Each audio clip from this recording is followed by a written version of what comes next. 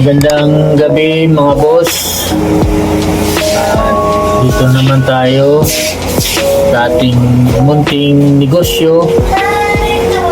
At ito na naman ang iyong lingkod, Boss Ryan. Mayroon lang tayong kunting i-promote na product mga boss, regarding naman sa silicone spacer mga boss. So, wait.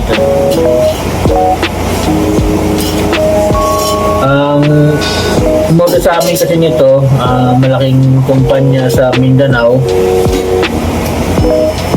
Ang required niya is 100 pieces. Silicone din to mga boss, silicone spacer.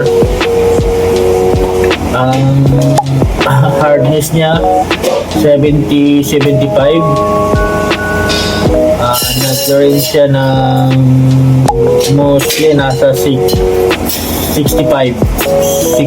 yung pinaka-standard niya. Wala tayong sample na galing sa planta, bali binigyan lang tayo ng drawing. Tayo na yung design, tayo na rin yung gumawa ng moldy. So ito na yung nagiging finished product niya. Usually ang karamihan naman na marami namang gumagawa sa atin dito. Ganito rin yung produkto, ganito rin yung linya sa mga industrial. Sa amin kasi mismong end-user na kasi kami. Hindi na yung may dadaanan pang freelance, kumbaga may dadaanan pang third party, second party, kumbaga diretso na siya. Diretso na siya sa end-user. Mechanical seal. Mechanical. Ito po yung design niya. Mayroon po tayong ang size po na mayroon ito 12-16, ito 22. Basta na kailangan gumagamit nito mga high speed, mataas yung RPM ng motor. Yung materials nito silicone carbide, gusto silicone, stainless body, pang high speed din talaga.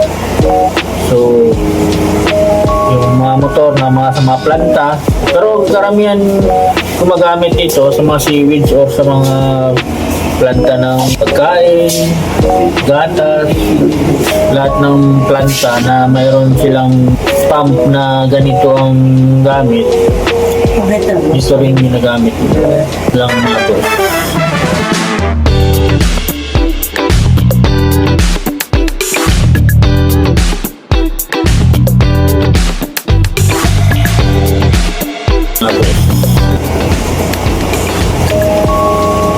Ano kasi yan mga boss, kasi karamihan naman sa atin dito pag original kasi mahal. Usually mga gumagamit ito pag halimbawa gusto ng mura, replacement.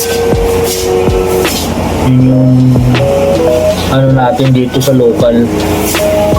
Pero yung ano ko naman, mga product ko naman may warranty naman yan, naka-warranty yan.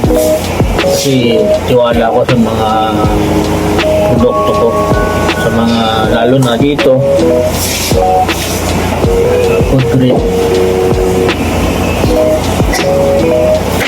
Yun lang mga boss, at salamat sa panonood mga boss.